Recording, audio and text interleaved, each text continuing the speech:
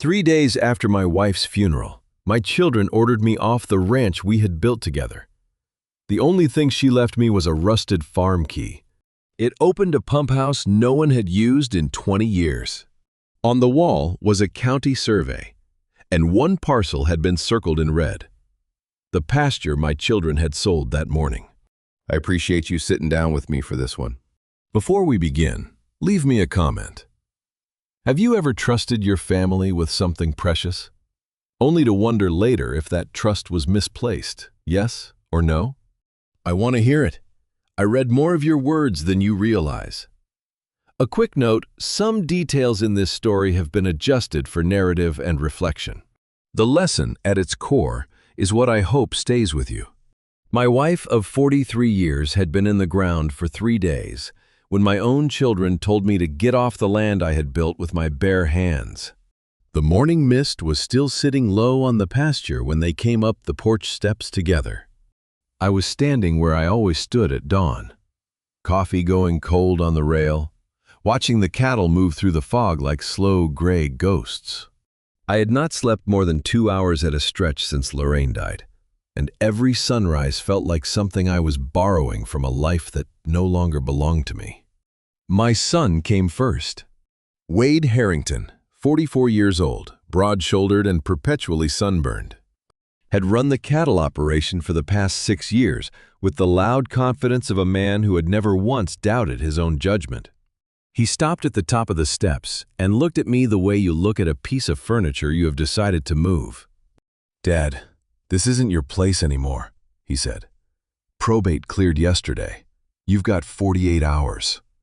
Behind him, my daughter, Colleen Prescott, 41, had her mother's sharp cheekbones and her father's quiet eyes, though lately those eyes avoided meeting mine.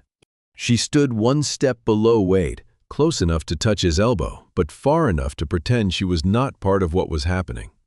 "We're not trying to be cruel," she said. "It's just business now." I looked past both of them at the fence posts I had sunk into this soil when Wade was still learning to walk. I had set every one of them by hand cedar from the hill behind the barn, cut and cured and tamped into holes I dug with a post-hole digger Lorraine bought me for our 3rd anniversary. That was the year we could not afford a real gift. She had wrapped it in newspaper and written on the tag, "Build us something that lasts." Have you ever stood in a room full of your own blood and realized not a single one of them sees you as human? That is what the porch felt like that morning. Not a battlefield, not a courtroom, just a quiet erasure performed by the people I had raised. I said nothing. I picked up my coffee and drank the last cold swallow and set the mug back on the rail. That afternoon, they gathered in the dining room for the formal reading. The cedar table Lorraine and I had built from a tree that fell in the storm of '91 was covered with legal folders. The smell of funeral flowers had not yet left the room, white lilies browning at the edges in a vase nobody had thought to empty. The family lawyer read Lorraine's will in the flat tone of a man who delivers other people's decisions for a living. The entire cattle operation, $42 million in livestock, equipment, water leases, and brand value was to be split equally between Wade and Colleen. For me, there was one line, a single rusty key, held in trust. Tammy Harrington, 39, Wade's wife of 9 years, laughed first. She sat at the far end of the table in spotless white sneakers that had never touched actual soil. Her phone face down beside her plate. "A rusty key," she said. "What's it open the tool shed?" Brent Prescott, 43, Colleen's husband, leaned sideways and whispered loud enough for the table to hear. He had the polished handshake and easy grin of a man who appraised properties for a living and people for sport. At least he got a souvenir. 43 years of sunrise to sunset labor, and my inheritance fit in the palm of one hand. The lawyer set the key on the table in front of me. It was smaller than I expected, dark, with corrosion teeth worn but still sharp, attached to nothing, no tag, no explanation, just one line in the trust document, in Lorraine's handwriting for Eugene. He will know what to do when the time comes. I did not know what to do. I did not know what it opened. I had built every structure on this ranch with my own hands, and this key did not match a single lock I had ever installed. But Lorraine never left anything without a reason. In 43 years of marriage, that woman had never wasted a word, a dollar, or a gesture. If she placed a rusty key in a legal trust while the rest of the empire went to our children, then that key was not a leftover. It was a message. I closed my fist around it and felt the jagged teeth bite into my palm. The pain was small and precise, like a whisper meant only for me. Wade was already talking to Brent about the North Pasture. Tammy was scrolling her phone. Colleen was staring at the table. None of them were looking at me. None of them saw what I was holding. I slipped the key into my shirt pocket before anyone looked up from the table. Whatever Lorraine had left me, it was not meant for their eyes. That evening, Wade found me on the dirt road between the barn and the homestead. The sun was dropping behind the hills, and the dust hung in the air like something the land was too tired to let go of. He had been drinking not enough to stumble, but enough to say the things sober men keep behind their teeth. "Let's be honest, Dad," he said. Blocking the road with his shoulders squared and his boots planted wide, "You were the unpaid caretaker. Mom ran this place. You just happened to live here." The boy I had taught to string barbed wire at 14 was now standing in my driveway telling me I had never earned a single thing on this land. I looked at his hands, soft, unscarred. The hands of a man who had never pulled a calf at 3 in the morning or dug a post hole in July heat until his palms split open. Those hands had never built anything. They had only inherited. Colleen appeared behind him, arms crossed, voice measured the way it always got when she was trying to sound reasonable while doing something cruel. "We can set up a small monthly amount," she said. "Enough for rent somewhere quiet. Just please don't make this harder than it has to be." $1,000 a month. That was the price they had put on 43 years of my life. Less than what Tammy spent on shoes in a single afternoon. Less than the interest on the diesel account I had managed for 2 decades. A courtesy payment to make their conscience clean enough to sleep. Let me tell you something about silence.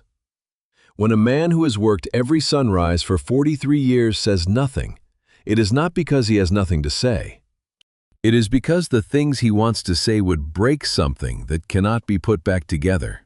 I stood on that road with my son's words hanging in the air between us, and I chose silence the way Lorraine had taught me to choose it, not as weakness, but as a wall. I turned and walked back toward the homestead without answering either of them. I packed before dawn. 1 canvas bag work clothes, a shaving kit, and a framed photograph of Lorraine, taken the summer we finished the second barn. In the photo, she was leaning against the fence post, with sawdust in her hair and a look on her face that said she knew something the rest of the world had not figured out yet. I wrapped the frame in an undershirt and set it on top of the folded jeans. The house was quiet. Wade and Tammy were asleep upstairs in the bedroom Lorraine and I had shared for 4 decades. Tammy had already moved her things into the closet. I could smell her perfume on the landing, sharp and sweet. Nothing like the lavender soap Lorraine kept on the nightstand. I walked down the ranch road as the sky turned from black to gray to pale gold. The gravel crunched under my boots the same way it had every morning for 43 years.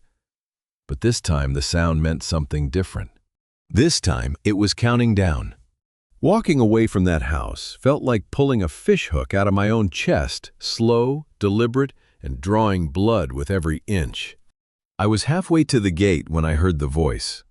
"Grandpa, are you coming back for supper?" Bertie Prescott, my 10-year-old granddaughter, stood barefoot on the front porch in an oversized sleep shirt with tangled braids and yesterday's mud still on her boots by the door. She was the only person on this ranch who still ran toward me instead of away. Colleen's daughter. Brent's daughter, but in every way that mattered. She was Lorraine's. The same curious tilt of the head. The The same way of asking a question that was really a request to be told the truth. I wanted to turn around and hold her.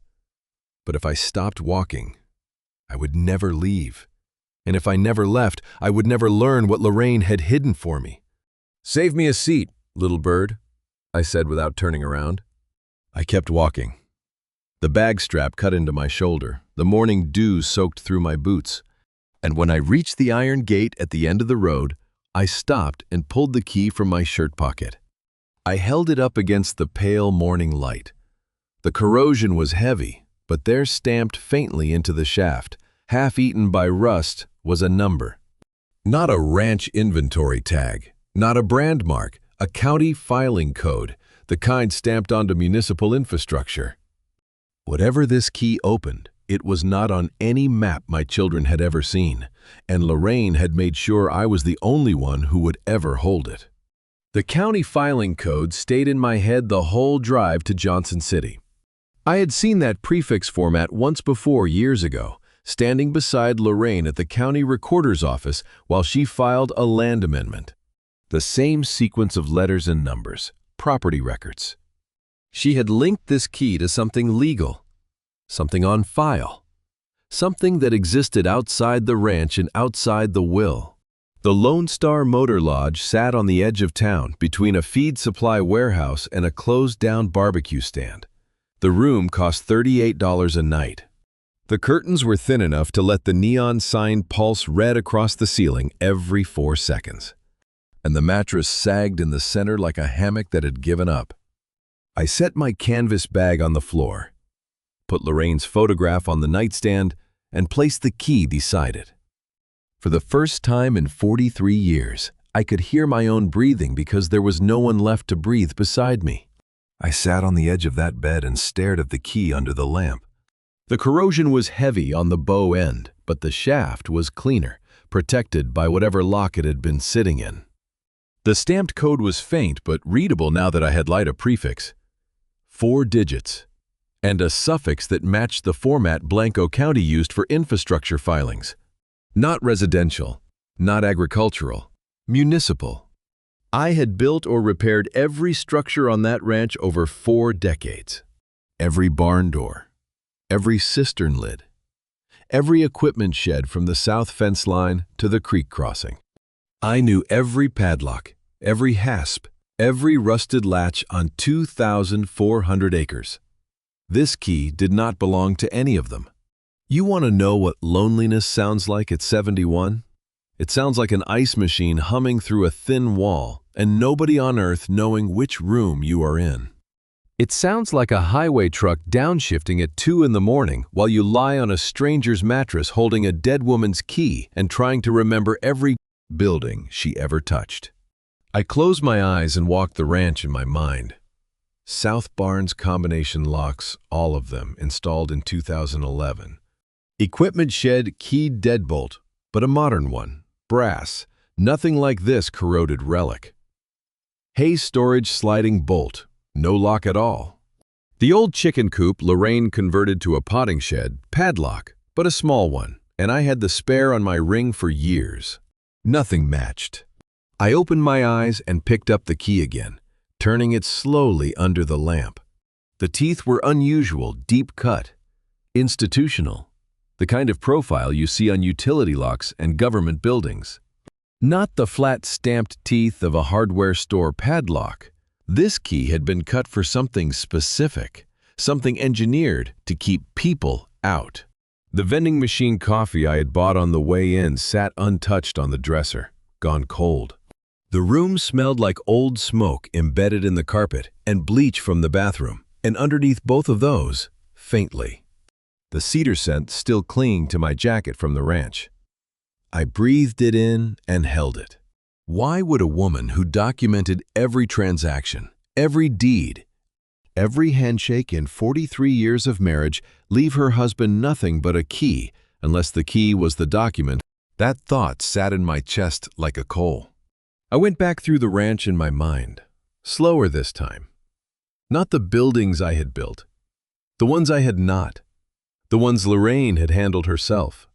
The water tank on the east ridge, number that was an open latch. The old root cellar behind the homestead number that had been filled in during the renovation of '97. And then it hit me like cold water on bare skin. The pump station.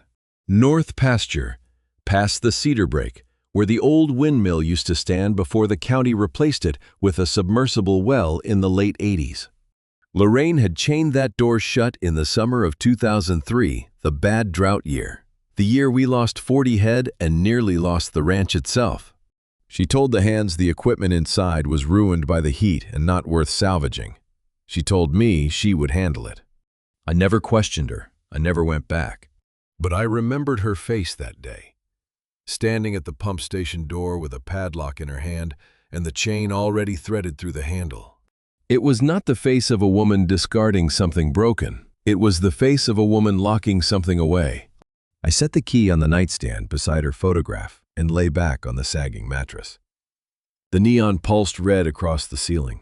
The ice machine hummed. At first light, I was going back to the North Pasture. I left the motel before the sun cleared the ridge. The memory of Lorraine's face at that pump station door had not let me sleep, and by 5 in the morning I was done pretending it would. I parked the truck a half-mile off the county road and walked the back trail I had not used in 15 years, praying my own son would not see me trespassing on land I had cleared with my own hands.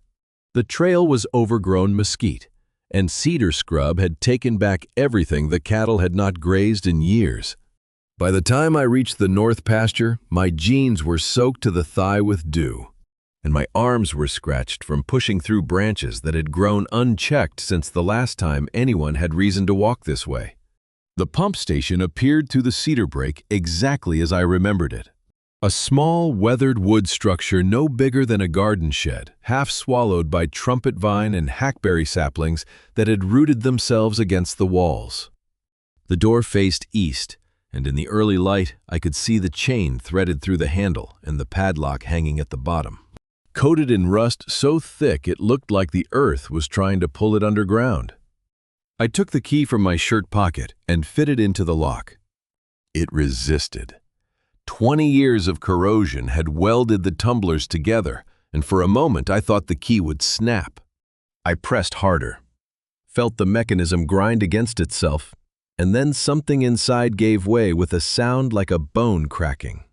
The chain dropped into the dust, and the door swung inward on its own, as if the building had been holding its breath. Opening that door felt like prying the lid off a coffin, not to find death inside, but to discover that the person buried there had left you a map. The air that came out was cool and sealed. 20 years of stillness trapped behind wood and chain. It smelled like dry rot and old mineral deposits, and something faintly chemical, the residue of well equipment that had once pumped water from the aquifer below the North Pasture. Lorraine had stood right here 2 decades ago and told Curtis and the ranch hands that the pumping equipment was corroded beyond repair. She told them to leave it alone. She told me she would handle it. She had lied. The woman who never lied to anyone had lied to everyone. I stepped inside. The room was small, 10 feet by 12. Rough wooden shelves along 2 walls, a workbench against the back. Most of the shelves held what you would expect: rusted pipe fittings, gauge housings, a coil of wire blackened with age. But on the back wall, pinned with 4 brass tacks that had gone green with oxidation, hung a large county land survey. I stepped closer. The paper was yellowed, but intact. The sealed room had kept moisture and insects out for 2 decades. The survey showed the North Pasture parcel in crisp black lines, and someone had circled the entire section in red ink. Underneath the circle, in a block of typed text, was a legal notation I had to read 3 times before the words assembled themselves into meaning. Blanco County Land and Water Conservation Trust. I had never heard those words spoken in our home. Not once in 43 years. My eyes dropped to the bottom of the survey. 2 signature lines. The first, Lorraine Harrington. Her handwriting was unmistakable. The sharp upstroke on the L, the way she always pressed too hard on the pen. Dated 2005, 18 years ago. The second line stopped my breathing. My own name. Co-trustee. The signature line was blank. I had never signed it, but the typed designation was clear. Lorraine had made me the legal guardian of something I did not even know existed. I photographed every page with hands that would not stop shaking. Not from age, from the sudden, terrifying weight of understanding that my wife had been preparing for this moment long before she got sick. She had seen what her children might become. She had built a wall around the land before they could reach it, and she had left the only key with the one person she trusted to use it right. I replaced each document exactly as I had found it. I stepped out, threaded the chain back through the handle, and locked the door. The padlock closed with the same reluctant groan it had given when it opened. I walked back through the cedar break with my wife's secret burning in my chest. My name was on a trust I had never signed, controlling land my children were preparing to sell. And somewhere in Fredericksburg, 30 minutes west on the county road, there was a lawyer who could tell me exactly how much power a dead woman had placed in my hands. The lawyer's office was 30 minutes west, above a feed store on the main street of Fredericksburg. I drove with the photographs still glowing on my phone screen and the key pressing against my chest through the shirt pocket like a second heartbeat. Have you ever walked into a stranger's office carrying proof that your entire life was built on a secret your dead wife never told you? That is what the staircase felt like, narrow, creaking under every step, smelling of grain dust and old wood, leading me toward an answer I was not sure I wanted to hear. Ira Lockwood, 63, an agricultural land use attorney who specialized in conservation easements and water rights, worked from a cluttered second-floor office with reading glasses perpetually perched on his forehead and file boxes lining every wall.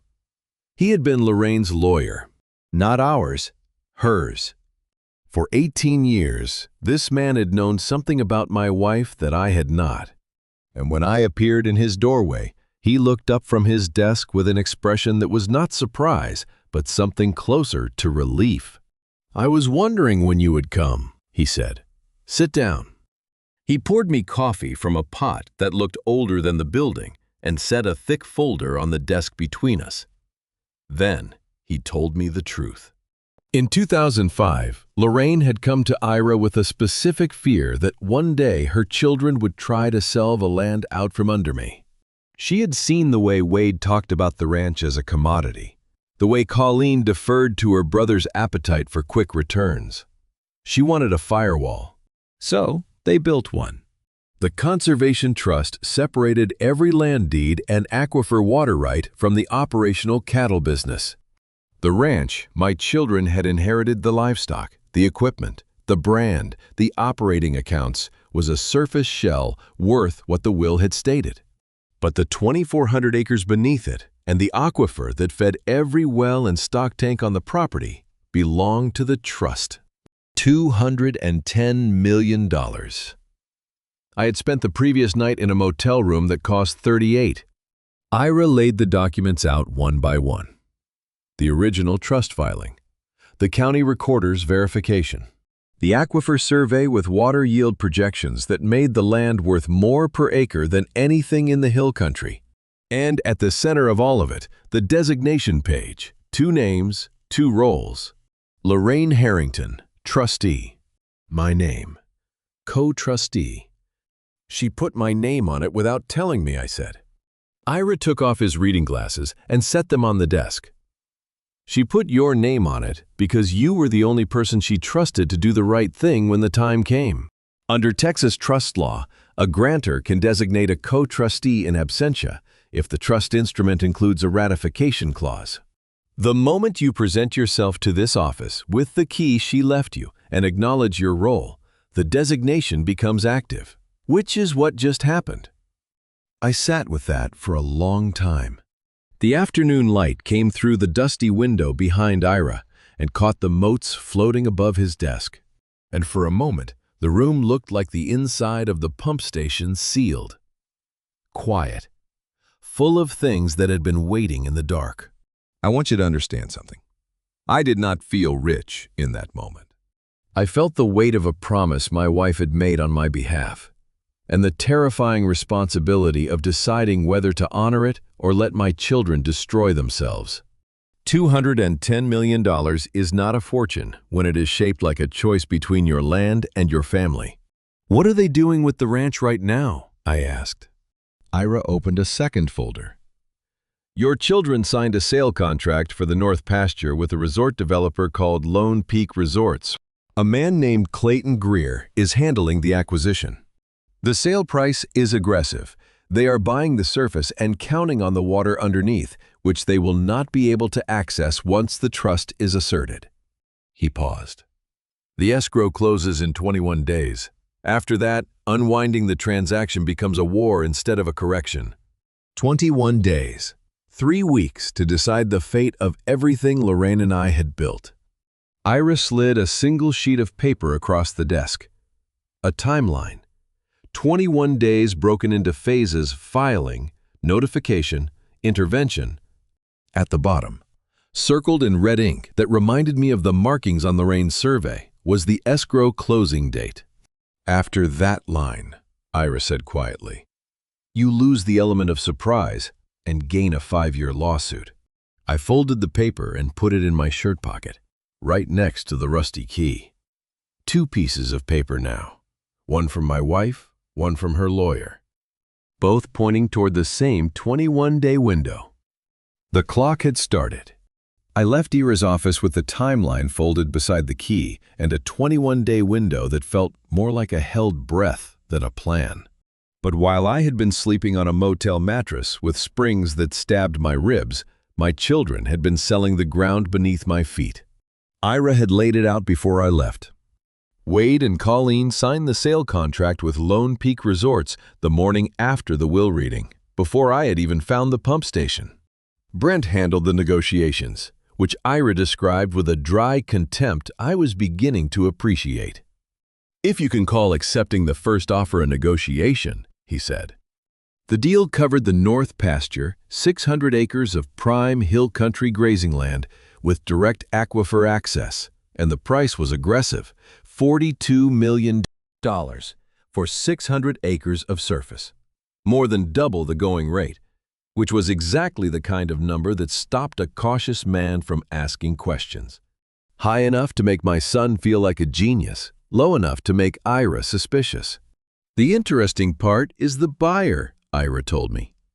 "Lone Peak paid a premium for surface acreage, but not a single cent for water rights. Either they are foolish, or they already know something your children do not." Clayton Greer, 48, Vice President of Acquisitions for Lone Peak Resorts, had arrived at the signing in a rented SUV, wearing a pressed shirt with no tie, the uniform of a man who wanted ranchers to think he was one of them. Ira had pulled his background: 15 years in resort development, specializing in properties with natural water features, golf courses, spa compounds, artificial lakes fed by private wells. The kind of projects that need an aquifer the way a body needs a heart. My children were building a castle on a trapdoor, and they were so busy picking out the curtains they never thought to check what was underneath. I learned the rest of it in pieces over the next 2 days, assembling the picture from what Ira could pull from county records and what I could piece together from the outside. On day 6, Wade walked into the Johnson City Bank and sat down across from a loan officer in a clean office with framed hunting photos on the wall and new carpet that smelled like it had been installed the same week. He wanted a personal loan, a large one, collateralized against the anticipated proceeds from the Lone Peak sale money that had not arrived, from a transaction that had not closed, on land he did not fully own. He planned to expand the cattle operation, buy new equipment, and renovate the homestead that Lorraine and I had built with our own hands over 4 decades. The loan officer processed the paperwork. Wade signed with a flourish. Curtis told me that later, the flourish part, because Curtis had been at the bank that morning on ranch business and watched through the glass partition as my son leaned back in his chair like a man who had just won a bet. Let me be clear about something. I did not want my son to fail. I wanted him to stop long enough to look down and see the edge of the cliff he was sprinting toward. But Wade had never been a man who looked down. He looked ahead, always ahead, with the certainty of someone who had never once been wrong because he had never once been tested. The banker said one thing before Wade left, one small thing, the kind of sentence a careful institution tucks into every transaction like a safety clause. Standard procedure. Mr. Harrington, we will need a clean title verification before the final disbursement. Should not be a problem if everything is in order. Wade waved it off.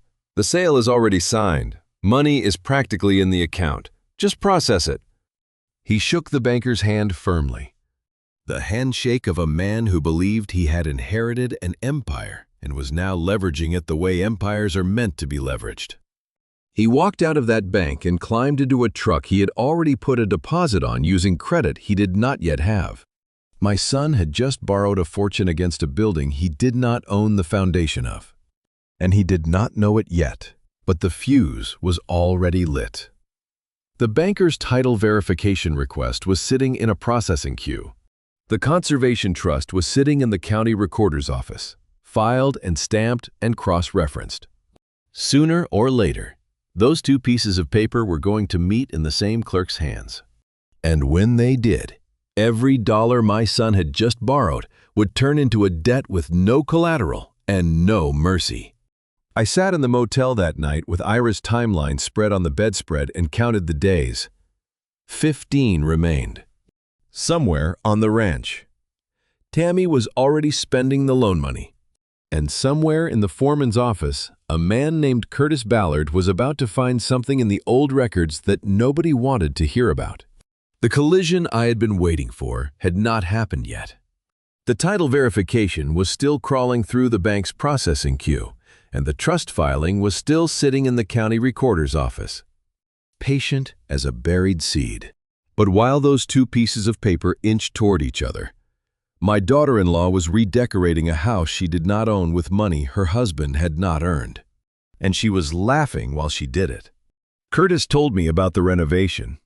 He did not call not yet, but later, when the lines between us reopened. He described every detail with the quiet precision of a man who had been watching a fire spread and could not find the hose. Tammy had started with the kitchen.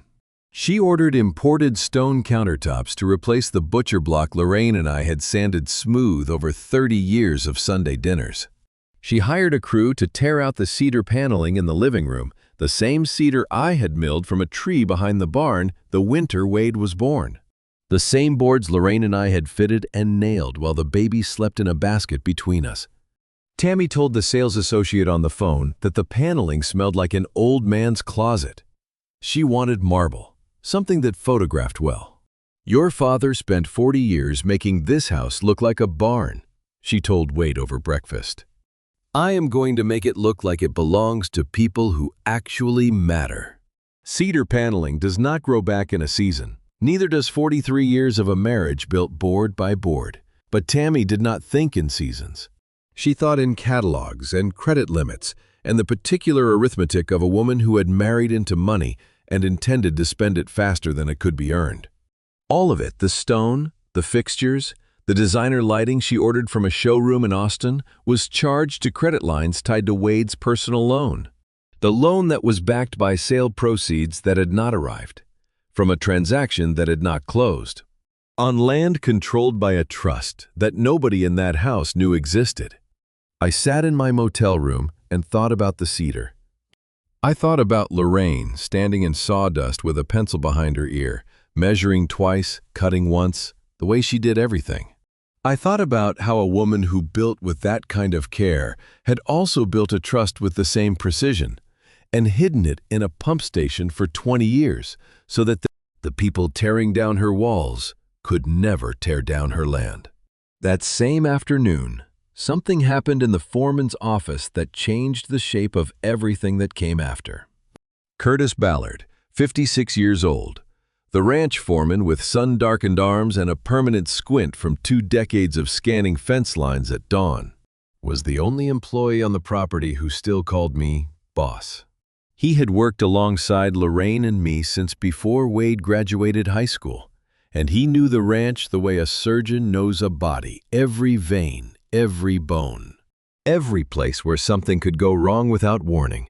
He was updating the fencing records that afternoon, cross-referencing pasture boundaries against the old land registry book, when he found it.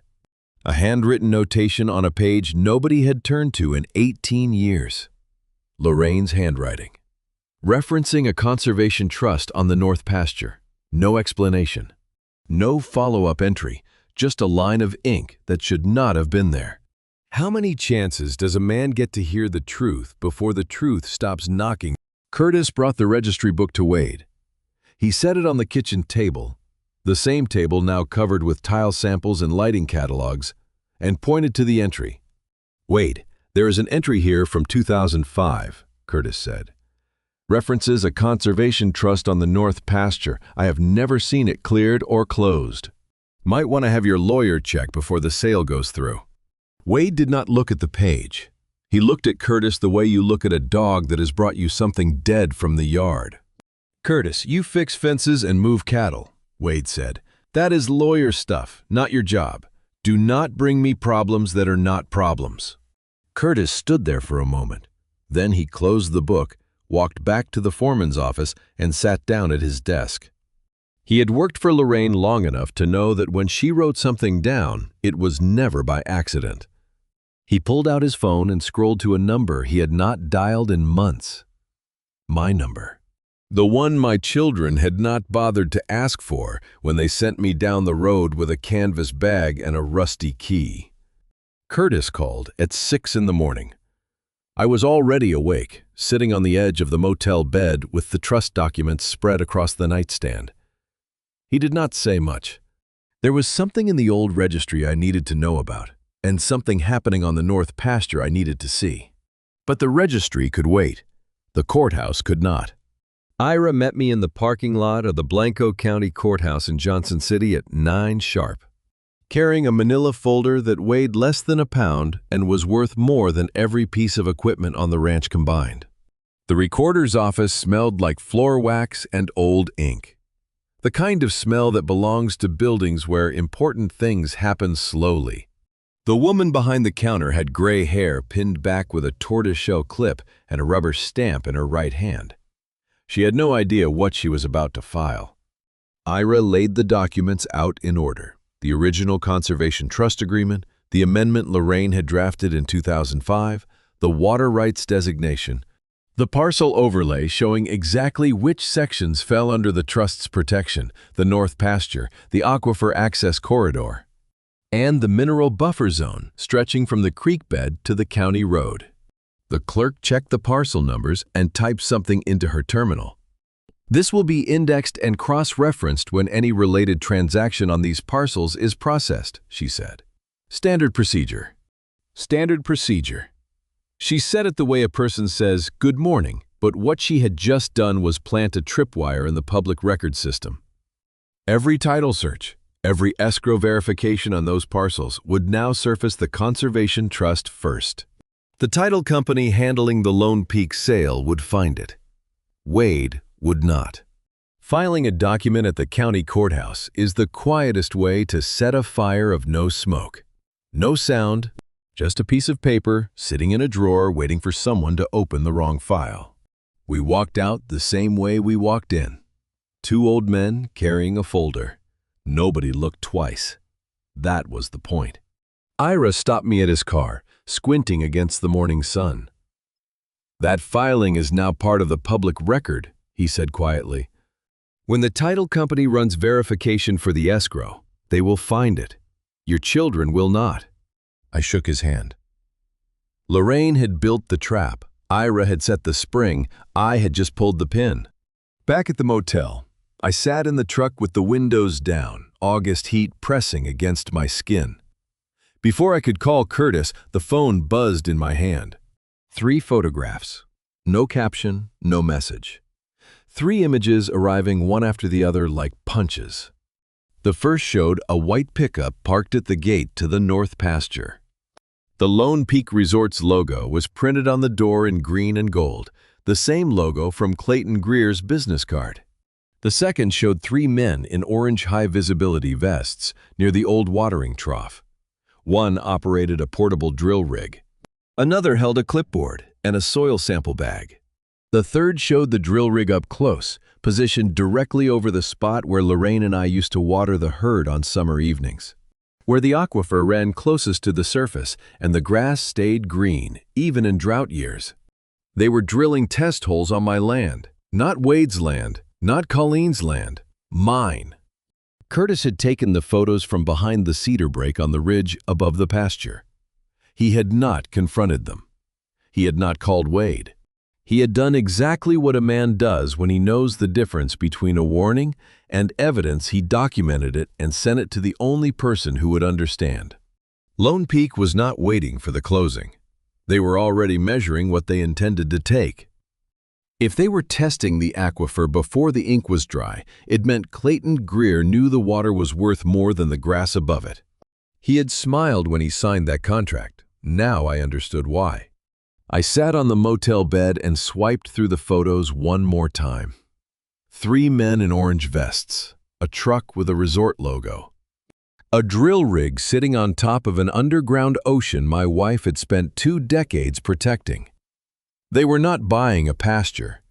They were buying everything beneath it, and my children had handed it over for the price of grass. The photos from Curtis were still burning behind my eyes when I pulled into the gravel lot at Faye's Diner the next morning. Lone Peak had shown its hand. Now I needed someone who could read it. There are friends you call when things go right, and friends you call when the ground is falling out from under you. Harvey Norris had always been the second kind. He was sitting in our usual booth by the plate glass window, the morning light catching the steam rising from a white ceramic mug. Harvey Norris, 74 years old, retired Gillespie County judge. Still wore his old boots to Faye's every Tuesday the way some men go to church out of habit, out of need, out of the quiet belief that rituals are the last things holding the world together. He had known me since before the first fence post went into that ranch, and he had not asked a single question when I called him the night before. He just said the booth would be waiting. The seat across from him was the one Lorraine used to sit in. I slid into it without mentioning that, and he did not mention it either. Some things between old friends do not need words. I told him everything: the eviction, the canvas bag on the porch, the rusty key that led me to the pump station, the documents Lorraine had hidden inside a waterproof case bolted to the wall, the conservation trust she and Ira had built in secret, the filing at the courthouse, and the 3 photographs Curtis had sent me: orange vests, a drill rig, and a resort logo on a truck door parked on land that was still legally mine. Harvey listened the way judges listen: no interruptions, no reactions. Just his weathered hands wrapped around that mug, his eyes steady, his silence giving me room to lay every piece on the table. When I finished, he took a slow drink of coffee and set the mug down with the careful precision of a man who had spent 30 years weighing evidence before speaking. A conservation trust filed with the county recorder and co-signed by both landowners, he said. Eugene, that is not a loophole. That is a wall. Your children cannot sell water rights they do not hold, and no title company in Texas will clear it once they pull the record. Harvey had buried his own wife 6 years before Lorraine died. He did not offer me pity that morning. He offered me the one thing that mattered more: the steady hand of a man who already knew what grief looks like when it hardens into purpose. He asked me about the timeline. I told him about the escrow deadline 21 days from the initial filing, which put the closing somewhere in the first week of September. He nodded slowly, calculating. The title company will run their verification within the next 10 days, he said. When they do, they will pull the parcel records from Blanco County. Your trust will be the first thing they see. The sale cannot close without resolving it, and it cannot be resolved without your signature. Your children signed a contract to sell something they do not fully own. I wrapped my hands around my own mug.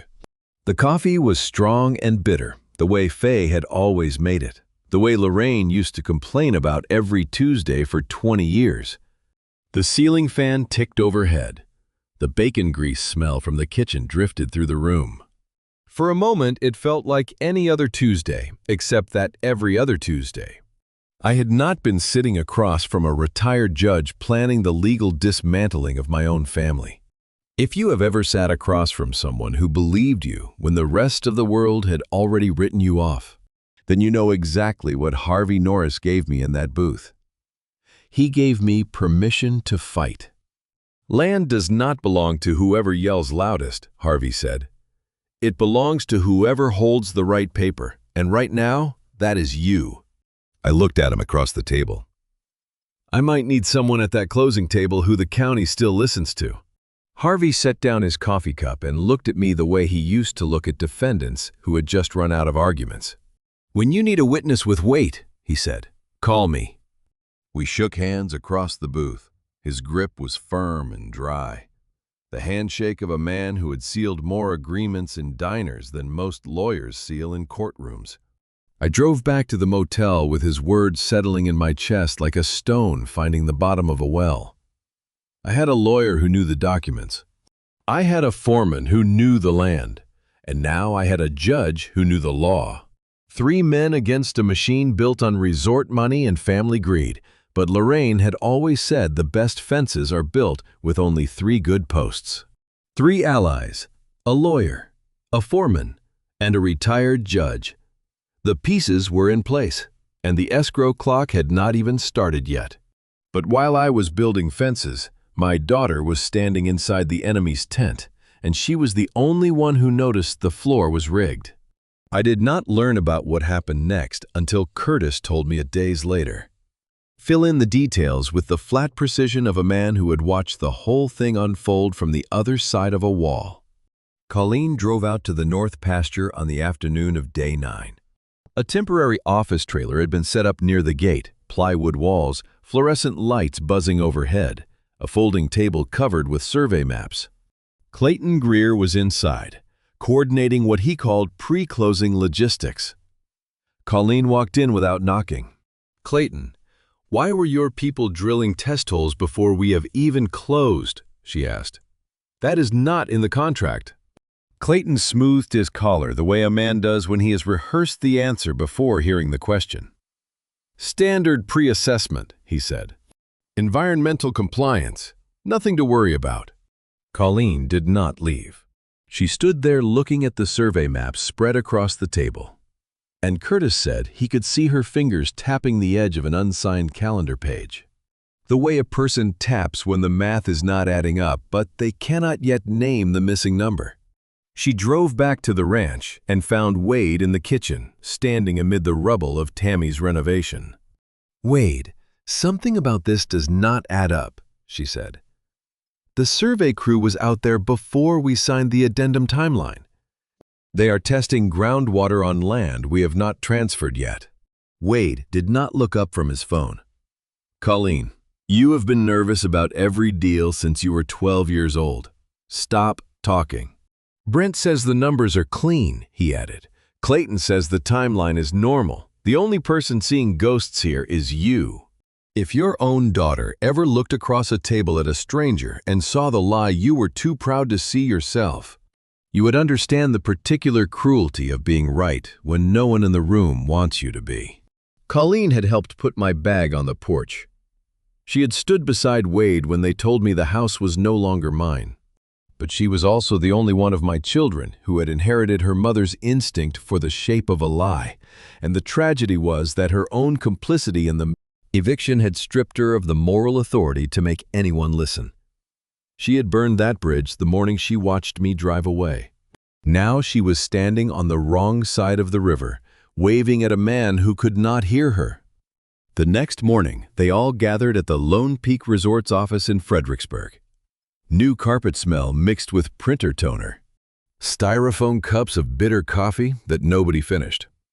Clayton stood at the head of a polished conference table and laid out the escrow timeline on a glossy printout. Escrow closes 21 days from today, he said, clicking his pen and marking the date on the calendar. Title verification, final walkthrough, wire transfer. All standard. Any questions? Brent reviewed the terms and shook his head. None from us. Wade treated the escrow deadline the way a man treats a loaded gun he thinks is a toy, pointing it at everyone, laughing the whole time, finger already on the trigger. He slapped his palm against the conference table hard enough to rattle the coffee cups. 3 weeks, and we are richer than we have ever been, Wade said. Dad is probably eating canned soup at that motel right now. Should have kept the key. Could have used it as a bookmark. Colleen sat silent at the far end of the table. Under it, her thumbnail pressed a crescent into her own palm. She watched Clayton's pen move across the calendar, marking deadlines, and she could not swallow past the dry metallic taste at the back of her throat. Has anyone actually run a full title search? She asked quietly. What did I just say about the talking? Wade said. Clayton smiled and moved on to the next page.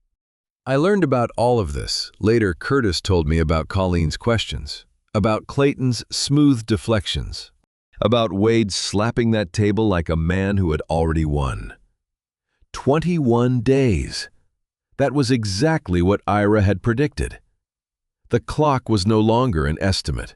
It was an official countdown, stamped and filed, ticking toward the morning when I would walk through a door they did not expect me to open. 21 days.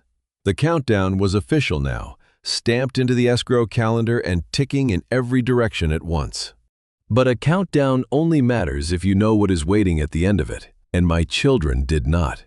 I spread Curtis's photographs across Ira's desk that afternoon, like a man laying out evidence at a trial that had not started yet. The late sun slanted through his west-facing window and caught the glossy surfaces of the prints. Ira Lockwood held the first one at arm's length, tilted it toward the light, and said the quietest 4 words I had heard in 10 days. They are already drilling. His office above the feed store in Fredericksburg smelled the way it always had, old paper, leather bindings, and the faint sweetness of feed dust rising through the floorboards.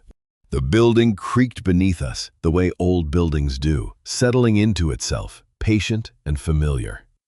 I sat in the worn client chair where generations of ranchers had gripped the armrest during bad news, and watched Ira study each photograph with the methodical care of a man reading a contract, 1 clause at a time. He set his reading glasses on the desk with a quiet click and tapped the drill rig photo. They are testing aquifer depth before they own the water rights, he said. That is trespass on trust-controlled subsurface. Your son invited them onto the surface, but the subsurface belongs to the Conservation Trust. They are already in violation, and they do not even know it. I leaned forward. So we stop them now. Ira shook his head slowly, the way a man shakes his head when the person across from him is about to make the one mistake that could ruin everything. No, he said. We let them keep going. There is a particular kind of grief that comes from watching your own children destroy something you built, not because they hate it, but because they never understood what it was. Lorraine had understood. She had built the trust not out of anger, but out of the quiet certainty that love without structure is just sentimentality. And sentimentality does not survive a land deal. Ira pulled the folder toward him and began arranging the photos in chronological order, the truck at the gate, the crew at the watering trough, the drill rig over the aquifer access point. Every signature your children put on paper from this point forward strengthens your position, he said. Every addendum, every handshake, every email confirming the timeline, it all becomes Exhibit A. The more documents they sign, the less room they have to claim ignorance when the trust surfaces. And if they find the trust before escrow? I asked. They will not look, Ira said. People in a hurry never look. They sign. That is what people in a hurry do. He closed the folder and set both hands flat on it. Your son slapped a table yesterday and said he would be rich in 3 weeks. A man that confident does not run a title search. He runs a victory lap. I stared at the folder between us. Inside it were 3 photographs that proved a resort company was already extracting value from land it did not own, using rights it could not hold. with the full cooperation of children who had no idea what their mother had done to protect the ground beneath their feet. Have you ever held a winning hand and forced yourself to sit still while the other player kept raising the bet against himself? That is what Ira was asking me to do. Not to act, not to call, not to warn. Just to wait and let my children sign themselves deeper into a hole they could not see the bottom of. It was the hardest thing anyone had ever asked me to do. Harder than leaving the ranch. Harder than sleeping in that motel. Harder than holding a rusty key in a pump station and reading my dead wife's handwriting on a document she had never told me about. Because this time, the thing I had to do was nothing.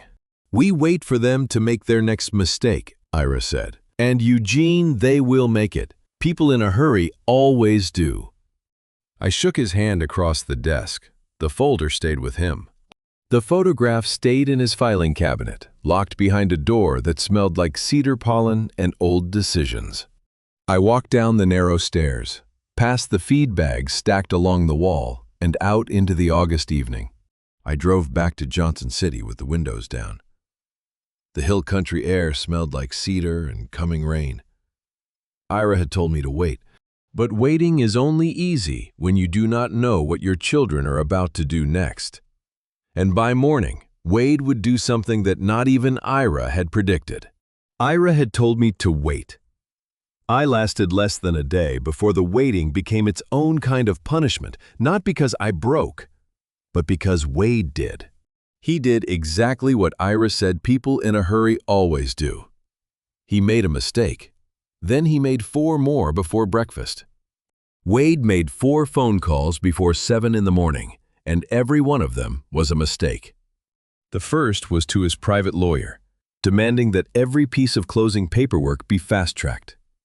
Curtis heard him pacing the hardwood in the half-renovated kitchen at dawn, boots cracking against the floor while the phone rang and rang. I do not care about standard timelines, Wade said when someone finally answered. Push the title company, push the bank. I want this closed in 2 weeks, not 3. The second call was to the title company. The third was to Brent. The fourth was to Clayton Greer's office, where no one picked up because it was not yet 7 o'clock, and resort executives do not take calls from desperate sellers before their coffee gets cold. Tammy found him in the kitchen, standing over a pot of coffee that had burned because nobody remembered to turn off the stove. Her perfume was too strong for that hour of the morning, and her nails tapped the granite counter she had not finished paying for. "The dealership twice yesterday," she said, her voice low and sharp.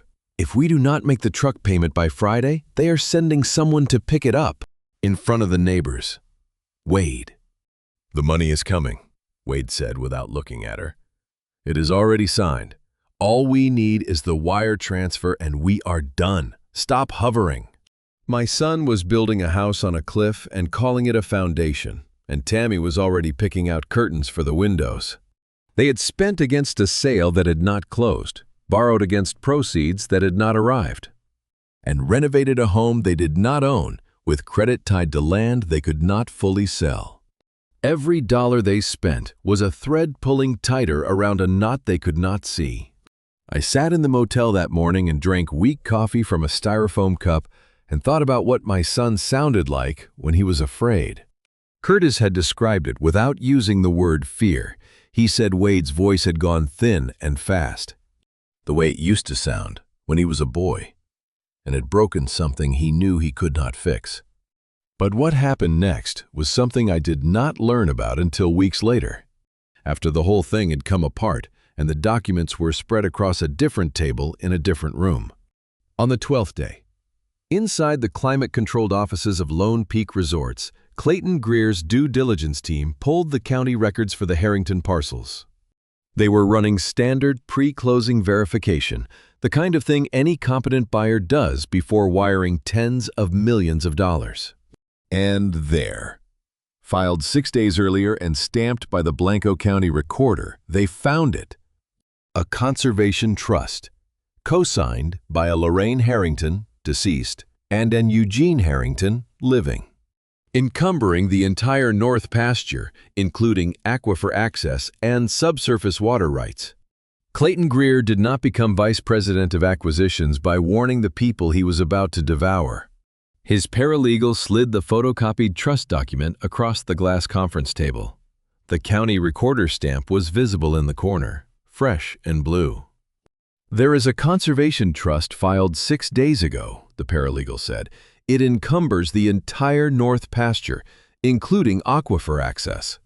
Does the seller know we found it?" "No," Clayton said.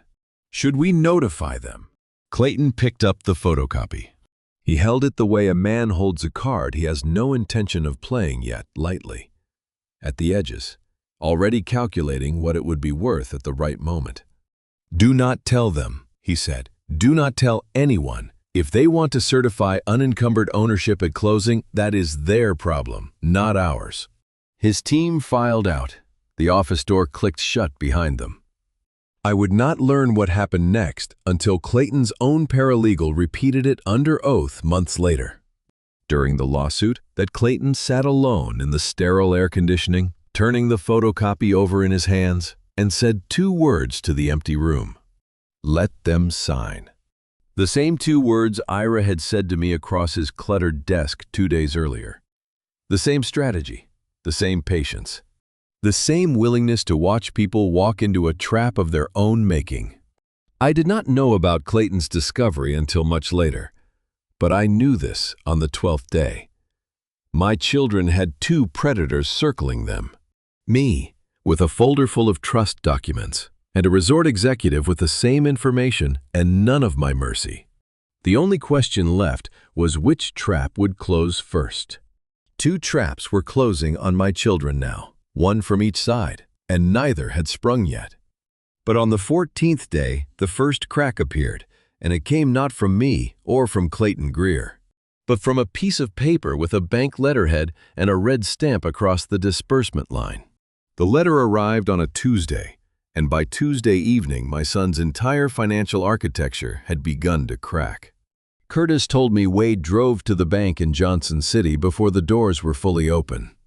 He left his truck running in the parking lot, the door slamming hard enough to echo off the limestone facade. Inside, a loan officer in a pressed shirt sat him down and delivered the news with the practiced calm of a man who had broken worse to better people.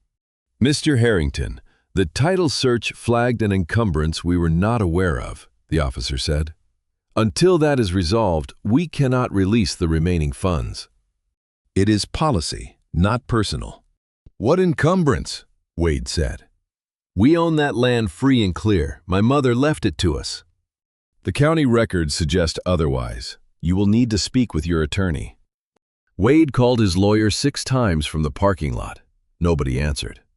He left the same message each time, his voice thinning with every repetition, the words running together like a man trying to outrun something he could not see. "Pick up the phone. They are saying there is something on the title and I need you to fix it today." If you have ever watched someone you raised stand in the wreckage of their own decisions and still refuse to look down, then you know exactly what kind of man my son had become. The bank had just told him the ground beneath his deal was not solid. A wiser man would have stopped. Wade called Brent.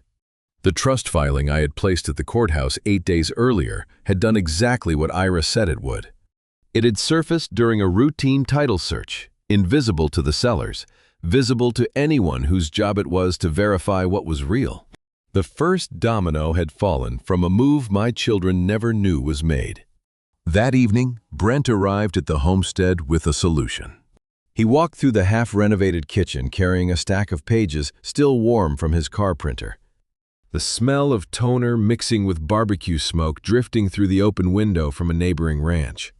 "Clayton's office sent this over an hour ago," Brent said, fanning the pages across the kitchen table. "It is an accelerated closing addendum. We accept a slightly compressed inspection window, and in return, the wire transfer moves up by a week. It solves the cash problem overnight." Tammy's heels clicked on the half-tiled floor behind Wade. "Sign it," she said. "Sign it before they change their minds. We have already ordered the flooring." "We cannot send it back," Nobody read past the first page. The sweet tea on the table went lukewarm. Brent's palm pressed flat against the document, pushing it toward the far end of the table where Colleen sat with her arms crossed. How many people have signed away everything they had because someone told them it was just a formality? Colleen picked up the pen, but she did not sign. She held it the way you hold something you are not sure belongs to you, the tip hovering above the signature line while her eyes moved down the page. "Shouldn't we read this more carefully?" she said. "There was a clause here about certifying unencumbered ownership. What does that mean exactly?" Brent did not hesitate. "It means we own the land, Colleen, which we do. Sign." "It means the deal goes through," Wade added, his voice tight. Colleen looked at the clause again. Certify complete and unencumbered ownership. 6 words that meant nothing if they were true and everything if they were not. And they were not, because the Conservation Trust filed in Blanco County meant my children could not certify what they did not fully hold. If they signed that line, they would not just be selling land, they would be swearing to ownership they did not possess. And Clayton Greer, sitting in his office with a photocopy of the same trust, already knew it. Colleen held the pen under the fluorescent light Tammy had not yet replaced with the chandelier she had ordered on credit. The tip hovered a 1/4 inch above the line. Wade stared at her. Brent stared at her. Tammy tapped her nails on the granite counter. My daughter was the last person standing between my family and a fraud charge, and she did not even know it. Colleen did not sign the addendum that night. She set the pen down on the table, told Wade she needed to sleep on it, and walked out of the kitchen before anyone could argue. But sleeping on it was not what she did. My daughter did something the next morning that I would not learn about until it was already too late. She went looking for the truth. She drove to the north pasture before dawn. Curtis told me later that he saw her truck parked at the gate when he came out to check the water troughs at first light. The engine off, the headlights dark, the driver's door open. She had climbed the iron gate the same way she used to climb it as a girl, swinging one leg over the top rail and dropping into the wet grass on the other side. The dew was heavy that morning. It soaked through her boots and darkened the cuffs of her jeans as she walked the same path she had walked with Lorraine and me 30 years earlier. Back when the pasture was just a pasture and nobody had drilled anything into it except fence posts. She found the survey stakes first. Orange plastic flags marking a grid pattern she did not recognize, spaced at precise intervals across the north section.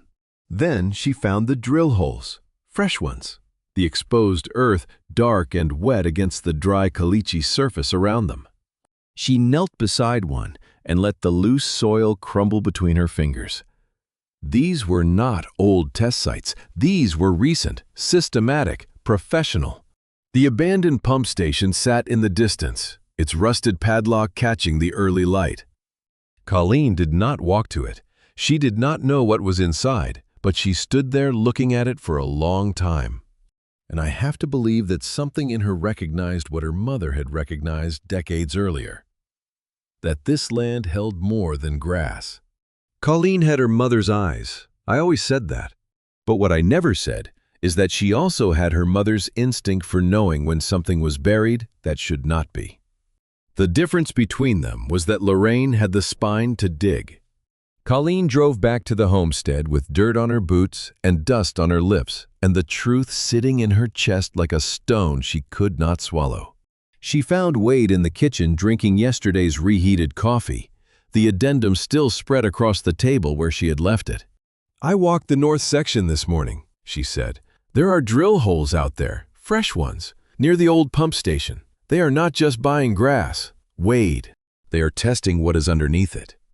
Wade set his mug down without looking at her. "We should delay the signing," she said. "Just a week. Let a real lawyer look at the addendum, not Brent, an actual land attorney. Something about this is not right." "You are too soft," Wade said. "You have always been too soft. The money is almost here." "Wade, I am telling you what I saw with my own eyes. Someone has been drilling on that pasture and it was not us." If the resort is already extracting samples before we close, what does that tell you about what they think the land is worth? If your own child stood at the edge of a cliff and someone she trusted told her it was solid ground, would you blame her for stepping forward or blame yourself for not being there to pull her back? Wade stood up.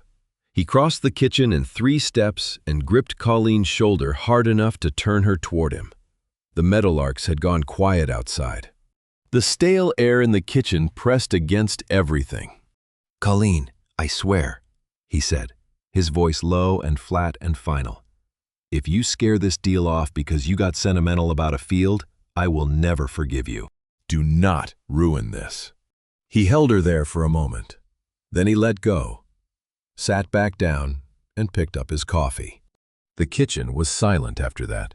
Not the comfortable silence of a family at rest, but the airless silence that follows a threat, the kind where nobody breathes because breathing might be mistaken for agreement. Colleen stood in the doorway with dirt still on her boots and the truth still fresh on her tongue. And she watched it die right there. Watched Wade wave it away like smoke from a fire he refused to see. She had found what Curtis found. She had seen what the survey crew left behind. She had asked the right question at the right time. And nobody listened. By that afternoon, the pen she had hesitated over would find the paper. The clause about unencumbered ownership would carry her signature right next to her brother's. And Clayton Greer, sitting in his quiet office with a photocopy of the trust, would get exactly what he had been waiting for. What happened next is the part of this story I have told myself 100 times, hoping it might change, but it never does. Colleen's warning died in that kitchen, and by afternoon the pen found the paper. Before I tell you what my children signed that afternoon and what it cost them, are you still with me? If so, comment whether you think Colleen should have refused to sign, or if she never had a real choice, and tell me why in a few words. Please note the next part includes some fictionalized details added to deepen the emotional impact. The message behind it is what matters. They gathered in the temporary office trailer on the North Pasture at 2 o'clock.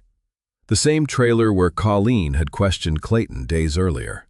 The same plywood walls, the same fluorescent light buzzing overhead, the same dust drifting through the cracked window from the pasture road. But this time the folding table held something different. A stack of crisp white pages and 3 pens lined up beside them like instruments before surgery. Clayton Greer stood at the head of the table in a pressed shirt, his cologne faint and deliberate in the small space. He slid the document forward with both hands.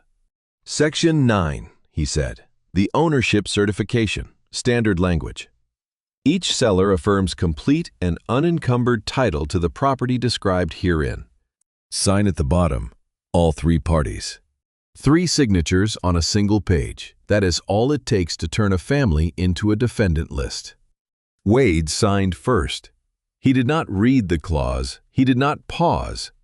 He picked up the pen and wrote his name the way a man signs a receipt, fast, careless, already thinking about what he was going to buy with the money. Brent signed second. He at least glanced at the language, but Brent had always been the kind of man who read just enough to confirm what he already believed. He set the pen down and nodded at Clayton like a man closing a handshake. Colleen signed last. She picked up the pen and held it the way she had held it the night before. Heavy, uncertain, the tip hovering. Her eyes were fixed on the floor. The trailer was silent except for the hum of a portable fan and the distant sound of a truck on the ranch road. She knew about the drill holes. She knew about the survey stakes. She knew something was wrong with a deal that moved this fast and asked this few questions. But Wade's voice was still in her head. "Do not ruin this. I will never forgive you." She signed. The pen scratched across the certification clause, and when she pulled her hand back, her mouth was dry and her fingers were trembling, and there was nothing left in the room that could save any of them. Tammy exhaled from the corner chair. See, that was not so hard. I have forgiven my daughter for many things in the years since that afternoon. but I have never been able to forgive the part of myself that was not there to stop her hand. I was sitting in a motel room with a plan and 3 allies and the quiet certainty that I was doing the right thing by waiting. And while I waited, my daughter signed a document that turned her into a defendant. Clayton gathered the pages with the care of a man handling something fragile and valuable. He slid them into a leather portfolio and pressed the clasp shut with his thumb. "We will have copies to you by end of day," he said. "Pleasure doing business." He shook Wade's hand. He shook Brent's hand. He nodded at Colleen, who did not look up. Then he walked out of the trailer, crossed the gravel lot, and climbed into his rental SUV. I only pieced this together later, from Clayton's own litigation file when it surfaced in Discovery through the tinted glass, with the engine running and the air conditioning already cooling the leather seats. Clayton Greer had picked up his phone and made one call. "They signed Section 9, he said. "All 3, get the litigation file ready. We will not need it yet, but we will have it when we do." The addendum was never about accelerating the deal. It was a weapon built on paper and baited with urgency, designed to lock 3 sellers into a fraud confession under their own signatures. Curtis called me that evening from the ranch road, his voice flat and steady the way it always got when the news was bad. "They signed it, boss," he said. "All 3 of them." Clayton walked out smiling. I set the phone on the motel nightstand and looked at the ceiling for a long time. The bitter evening air came through the open door and settled over everything. Tomorrow, I would call Ira. Tomorrow, the last phase would begin. I did not sleep that night. Not because I was angry. Anger had come and gone so many times by then that it had worn a groove in me and passed through without stopping. I did not sleep because I was grieving for something that had just died. And my children did not even know they had killed it. The last hope I had carried since the morning they put my bag on the porch had died. It was the hope that one of them would stop, would think, would remember who they were before the money arrived. It died at 2 o'clock that afternoon, in a trailer on the north pasture, under a fluorescent light, with 3 signatures on a single page. I sat on the edge of the motel bed and stared at the water stain on the ceiling. The highway trucks passed outside through the dark, one after another, their headlights sweeping across the curtain gap and vanishing. My mouth was dry and metallic, the taste of a man who had forgotten to eat dinner and did not care. I picked up my phone and called Curtis back. "Did Colleen hesitate?" I asked. There was a pause on his end, the kind of pause that tells you the answer before the words arrive. "She was the last to sign," Curtis said, "but she signed. Boss, she signed." I set the phone on the nightstand and did not pick it up again until morning. Lorraine would have known what to do with a moment like this. She always did. She had a way of holding grief and purpose in the same hand, without letting either one cut her. But Lorraine was in the ground, and the plan she left behind did not include instructions for what a father is supposed to feel when his own children sign their names to a lie. I sat there until the light changed. The gap in the curtains went from black to gray to the pale yellow of a hill country morning. And somewhere in that transition, I stopped being a father waiting for his children to do the right thing and became a man preparing to do the hard thing himself. Ira arrived at the motel at 8. He knocked twice, the way he always did, and walked in carrying his worn leather briefcase and a gas station coffee that smelled too strong for the small room. He set the briefcase on the faded bedspread and looked at me the way a doctor looks at a patient before delivering the diagnosis both of them already know. "Tell me," he said. "They signed it, all 3. The ownership certification, Section 9. Ira sat down in the only chair and took a long drink of his coffee.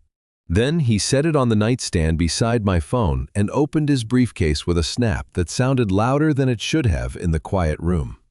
"The addendum changes everything," he said. "Before, we had a property dispute. Now, they have committed fraud in writing. They certified ownership they do not hold on a document submitted to a third party. That is not a family argument anymore, Eugene. That is a courthouse." You think you know what justice feels like until you realize you are about to deliver it to your own flesh and blood. Then it feels like something else entirely. Something heavier. Something that sits in your chest and does not move when you breathe. I looked at Ira across the motel room. This man who had been Lorraine's attorney and my friend and the keeper of a secret that had waited 2 decades to surface. And I said the only 2 words left. It is time. Ira nodded. He reached into the briefcase and pulled out a manila folder I had not seen before. Inside was a document titled Intervention Notice, already drafted, already formatted, already waiting for this exact morning. I drafted this last week, he said. We walk into that closing with the trust file, the county verification, Curtis's photographs, and their own signed confession. Harvey confirmed yesterday. He will be there. He spread the documents across the bedspread one by one. Trust papers, county stamps, survey photographs showing orange vests and drill rigs on land protected by a conservation trust. And the addendum, the photocopy clear enough to read 3 familiar signatures at the bottom of a clause that certified something that was not true. 6 days remained until the escrow closing. 6 days to prepare the file, confirm the sequence, and walk through the door of the title company office with everything Lorraine had built and everything my children had destroyed laid out in a single folder. 6 days to prepare the document that would end their empire in the time it takes to read a single page aloud. We spent the next 2 days in Ira's office turning a folder full of evidence into something that could end a deal in 5 minutes. We built the case the way Lorraine used to build fence, 1 post at a time, each one set deep enough to hold against anything that pushed. Ira's desk was wide enough to spread every document in numbered sequence. He arranged them with colored tabs, red for the trust, blue for the county filing, yellow for Curtis's photographs, black for the addendum. The late afternoon sun came through the west window and turned the paper edges gold, while the feed store creaked below us and the smell of grain dust rose through the floorboards the way it had for 30 years. He handled each page the way a surgeon handles instruments, every exhibit labeled, every word calibrated to cut exactly deep enough and no deeper. Trust document first, Ira said, tapping the red tab with his pen. That establishes your authority. It proves the conservation trust exists, that Lorraine co-signed it, and that it encumbers the north pasture, including all subsurface and water rights. He moved to the blue tab. County filing second. This proves the trust is on public record, stamped, indexed, cross-referenced. It is not a private claim. It is a fact the title company can verify in 90 seconds. The yellow tab. Curtis's photographs, printed in sharp detail. Orange vests against brown grass. The Lone Peak logo on a white truck door. A drill rig positioned over the aquifer access point. Photos third. These show the resort was already trespassing on trust-controlled subsurface before the sale closed. That is not due diligence. That is a violation. And it happened with Wade's open invitation on land he had no right to offer. Ira handled each document the way a surgeon handles instruments, deliberate, precise, never rushing. Then he reached the black tab, the addendum. 3 signatures at the bottom of section 9. This is the kill shot, he said. Their own signatures certifying complete and unencumbered ownership of property they do not fully hold. A sworn certification submitted to a third party. The title company will void the transaction on the spot. They have no choice. And if Wade tries to talk his way out, I asked. He cannot. This is not a family conversation anymore. It is a legal document. The moment the title officer sees the trust filing and compares it to this certification, the escrow is dead. There is no version of this where the sale proceeds. We rehearsed the sequence twice. Who speaks first? When the file opens, where each document is placed on the table. Ira would present the evidence. I would sit beside him. Harvey would stand near the door, not blocking it, but present. Visible, unmistakable. I looked at my children's signatures on that addendum and tried to remember the last time any of them had signed something I was proud of. A birthday card. A school permission slip. A note left on the kitchen counter that said, "Love you, Dad." Those signatures had been small and careless and free. These three were sharp and deliberate and worth less than the ink that made them.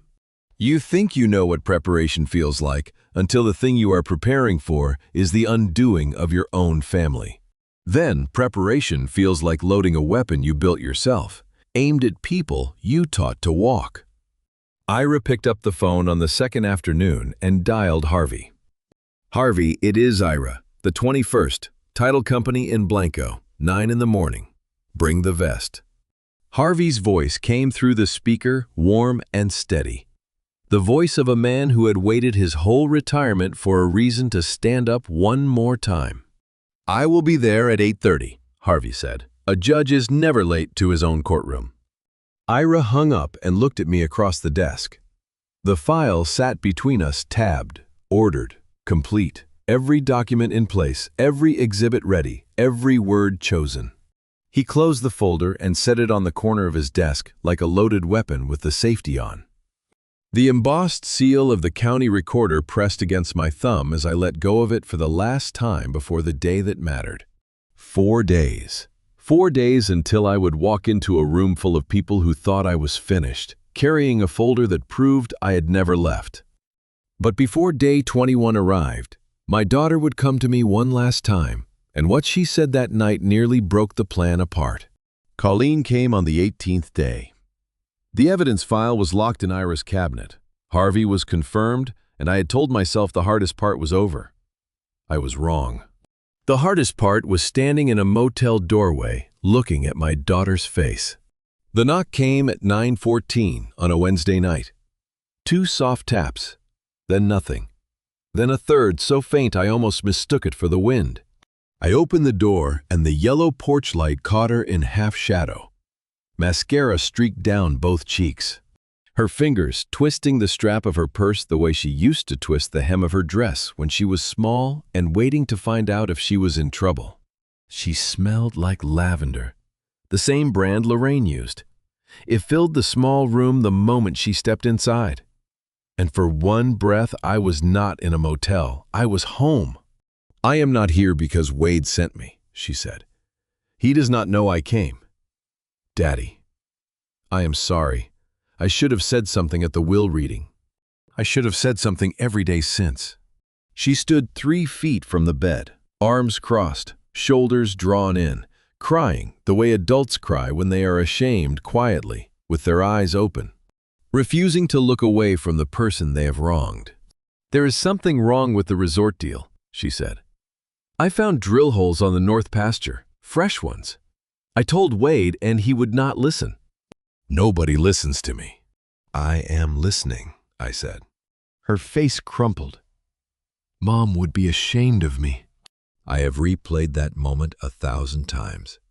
My hand lifted from the bedspread halfway to her shoulder, the motel light yellow and weak. My daughter's face, the same face she wore at 6 years old when she broke a plate and waited to see if I would yell. I still do not know if pulling her close would have changed anything or just made the morning worse. My hand stopped. I held it there in the air between us, and the distance it did not cross was the widest 3 inches of my life. I wanted to say yes. She would be ashamed, but she would also forgive you. I wanted to tell Colleen about the trust, about the filing, about the folder sitting in Ira's office that would end everything in 3 days. I wanted to say, "Come with me, stand beside me, be the daughter your mother believed you could be." But I had watched this woman sign an addendum certifying ownership she did not hold. I had heard Curtis describe her pen touching paper without hesitation. And I knew the way a father knows things he wishes he did not, that Colleen's remorse was real, but her courage was borrowed. And by morning it would be returned. She left at 10. I watched her taillights disappear down the access road, and then I sat on the bed and did not move for a long time. 12 hours. That is how long my daughter's conscience lasted before it folded under the weight of her brother's voice and her husband's hand on her back. Curtis called the next morning at 9:15. His voice had the flat steadiness I had come to recognize as the sound of bad news arriving on schedule. She signed, boss, 9 this morning at the Lone Peak office. Brent drove her there. Wade was already inside. Did she hesitate? She did not even look up. Brent had slid the final consent form across the table the way he slid everything smooth, efficient, already thinking about the next step. Last signature. Then we are done. Then it is over. And Colleen had signed the way people sign when they have already left the room in their mind fast, without reading, the pen barely touching the page before pulling away. She had come to me with the truth in her mouth and tears on her face. She had stood in my motel room and said the word "Daddy" for the first time in years. And by morning she had swallowed both the truth and the tears and signed her name one more time on a line that would cost her everything. I set the phone on the nightstand and looked at the door she had stood in the night before. The lavender was gone. The room smelled like stale coffee and old carpet again. No more waiting, I said to the empty room. 2 days remained. I picked up the phone and dialed Ira's number from memory. There was nothing left to save. There was only the plan and the folder and the morning that was coming, whether any of us were ready for it or not. Ira answered on the first ring. I told him Colleen had signed the final consent. He was quiet for a moment, and then he said what I already knew: there was nothing left to wait for. We would meet at his office the following evening for the final review. The last time 3 men sat around that desk with this much writing on the morning, Ira told me when I walked in, was the day they drew up the trust itself and Lorraine had been the 4th chair. Harvey was already there. He stood by the window in a pressed white shirt with his old judicial vest unbuttoned over it, the brass buttons catching the lamplight. His boots were freshly polished. I could smell the wax from across the room. He looked like a man who had been waiting a long time for a reason to dress for the occasion. Ira opened the evidence file on his desk one last time. The colored tabs, red, blue, yellow, black, fanned across the oak surface like a hand of cards laid face up. "We enter after they are seated," Ira said, tapping the first tab with his pen. "Let them settle in. Let them feel safe. When Wade reaches for the pen to sign the final closing documents, that is when the door opens. Eugene first, then me with the file, Harvey behind us. Nobody sits until I have finished reading the trust into the record."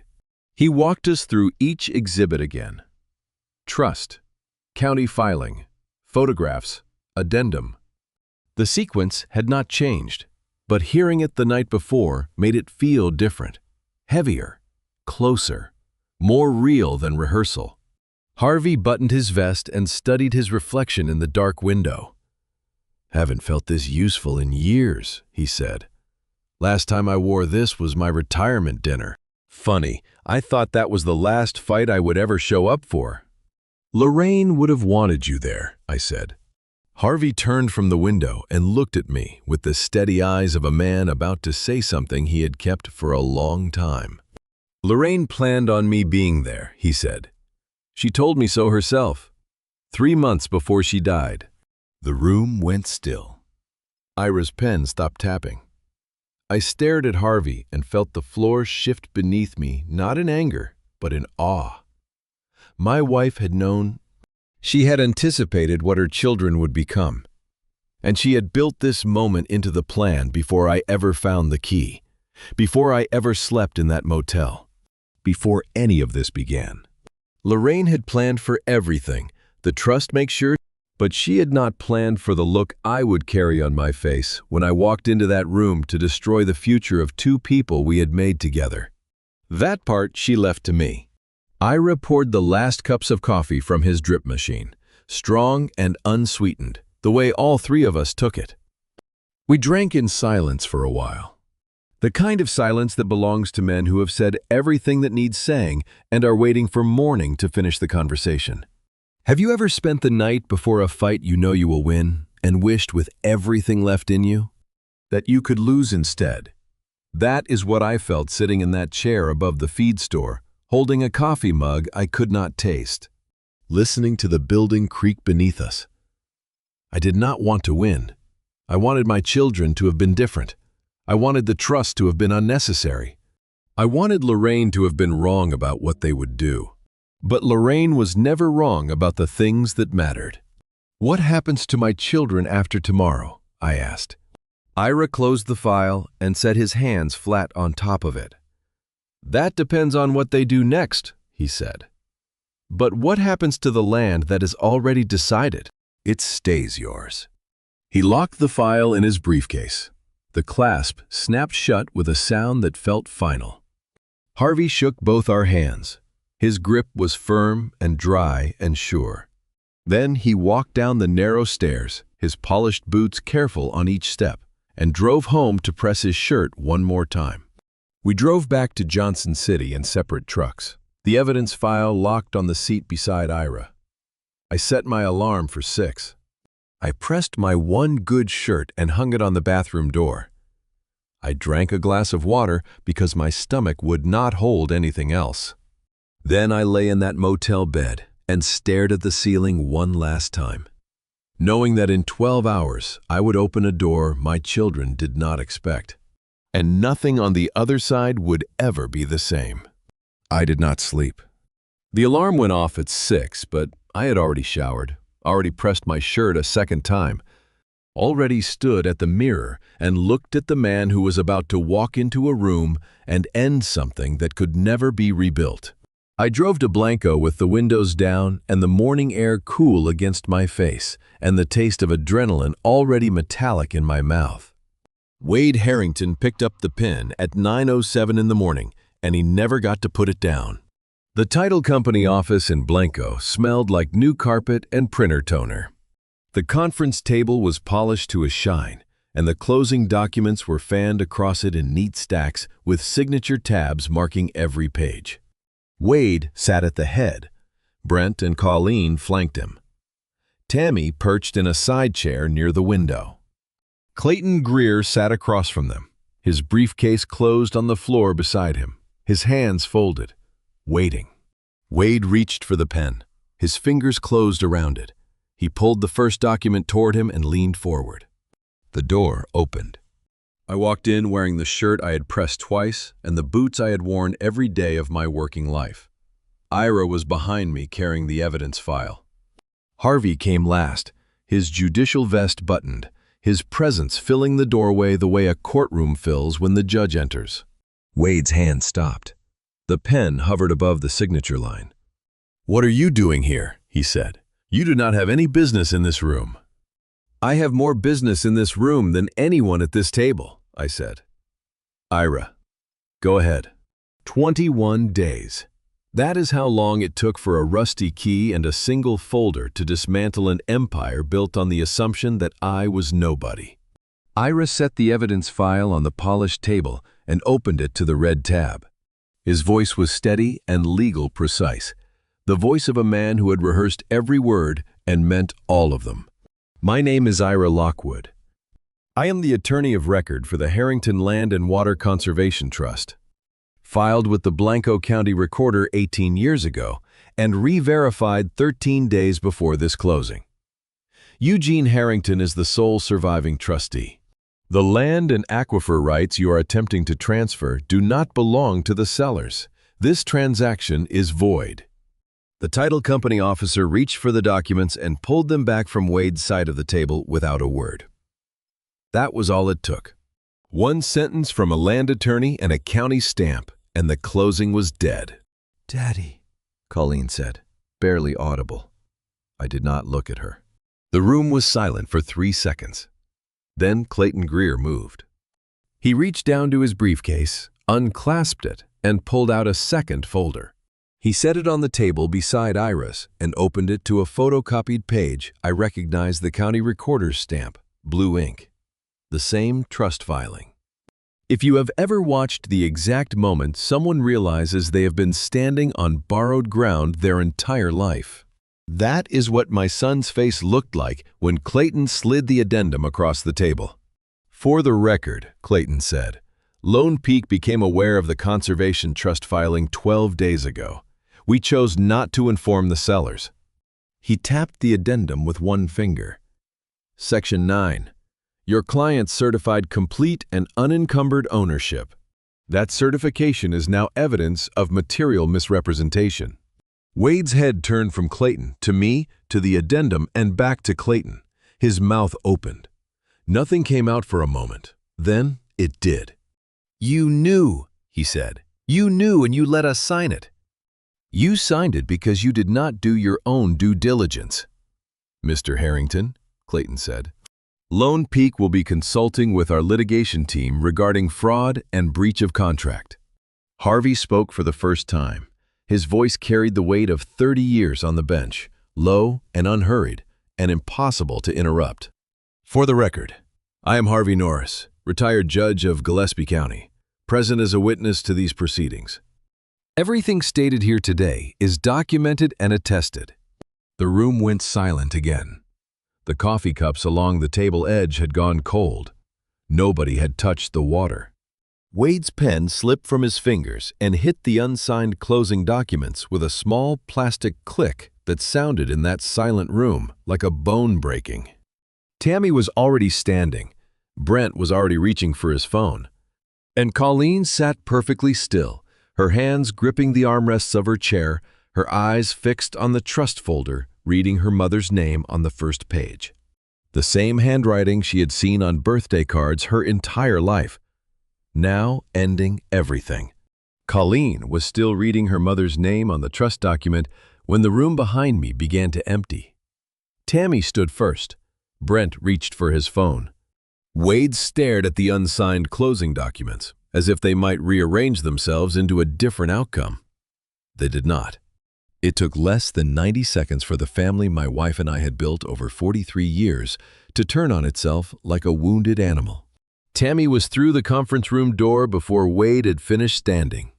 She stopped in the hallway under the fluorescent lights, turned, and pointed at him with a finger that shook with fury, not grief. I knew nothing about any of this, she said. I signed nothing. My name is on nothing. This is your disaster, Wade. Yours and your sister's. You spent the money, Tammy, Wade said, following her into the hallway. You spent money we did not have on a kitchen we do not own. Brent came next. Already backing toward the glass exit door, his phone pressed against his ear, his voice dropping into the low, urgent tone of a man looking for a lifeboat. I told Colleen something was off, he said to no one in particular, and everyone at once. She is the one who found drill holes and signed anyway. I am not going down for your family's inability to read a contract. Colleen came out last. She looked at Brent the way you look at someone you thought you knew. You handed me the pen. Brent, she said, you told me to sign. I had watched cattle turn on a sick member of the herd before shouldering it out, refusing to let it drink.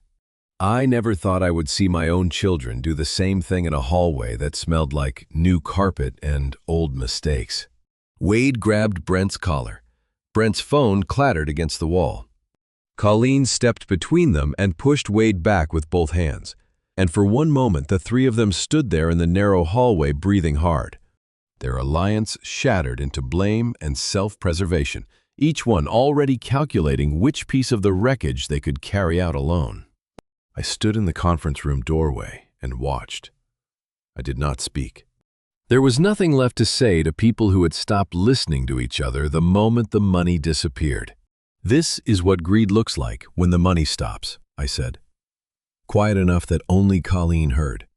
She turned toward my voice, but I had already stepped back into the room. Tammy pushed through the glass exit door, her palm flat against it, her heels clicking fast across the parking lot toward her car. Brent followed 30 seconds later, still on the phone, already building a version of events that would protect him.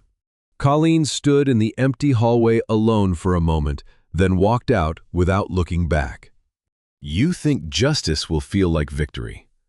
I did too. But standing in that doorway, watching my son's family shatter around him.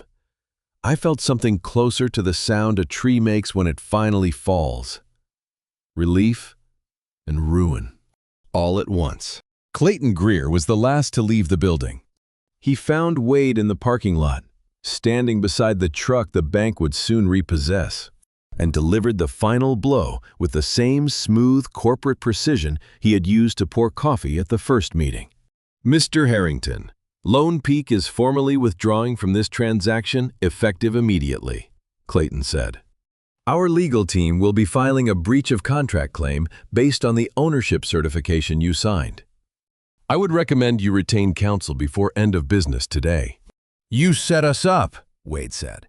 His voice had gone thin and hollow, the voice of a man standing in a house that has already burned down. "You knew about the trust and you let us sign." Clayton opened his car door. "We did not forge your signature, Mr. Harrington. You certified what you believed. Unfortunately, what you believed was wrong." He drove away.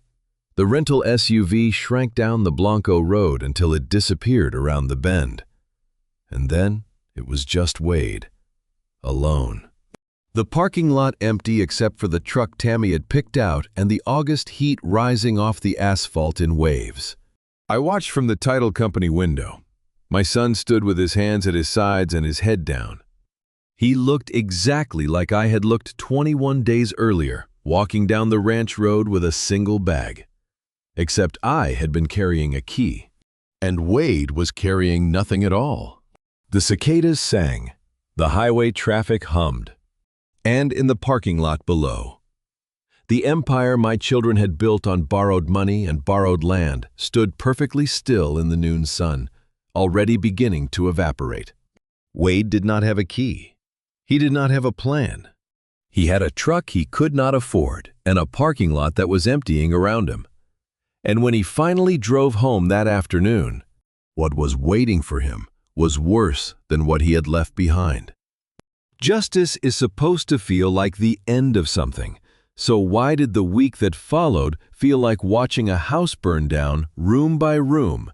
The lawsuit arrived 3 days after the closing collapsed.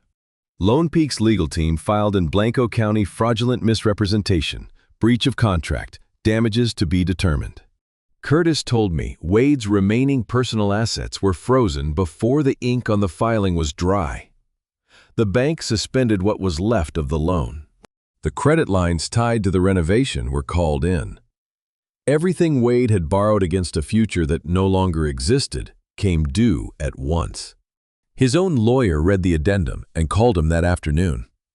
Curtis was close enough to hear Wade's side of the conversation through the kitchen window. "Wade, I have read Section 9 3 times, the lawyer said.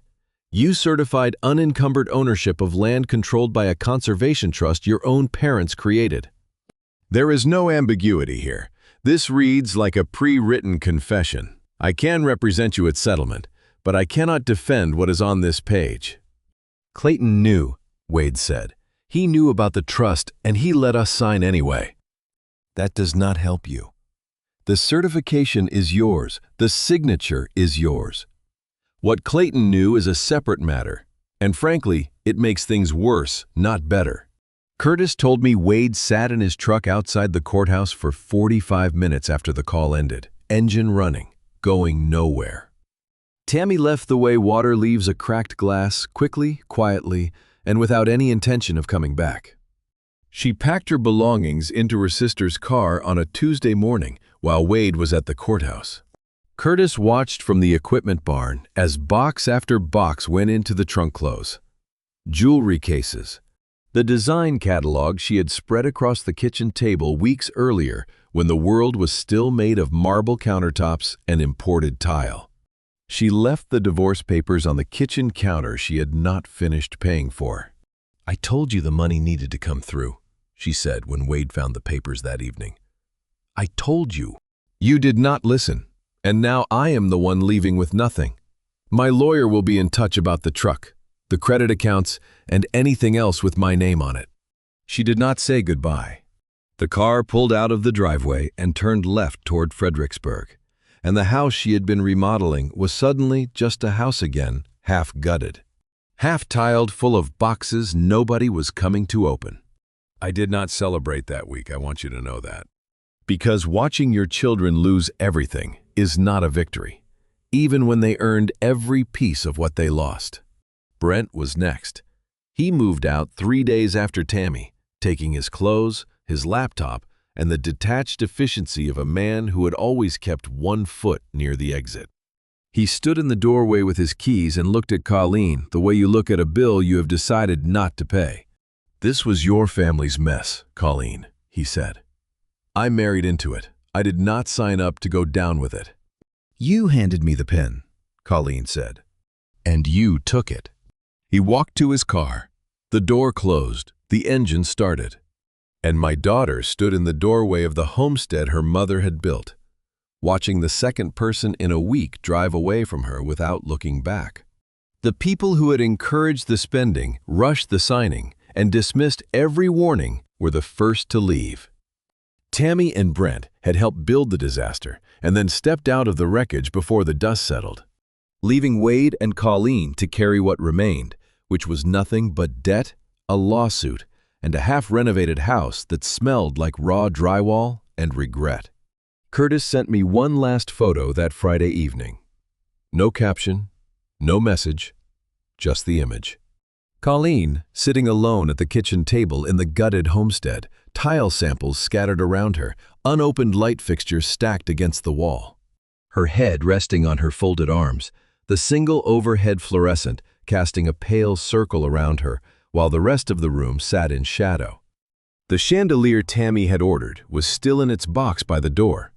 Nobody was coming to install it. Nobody was coming at all.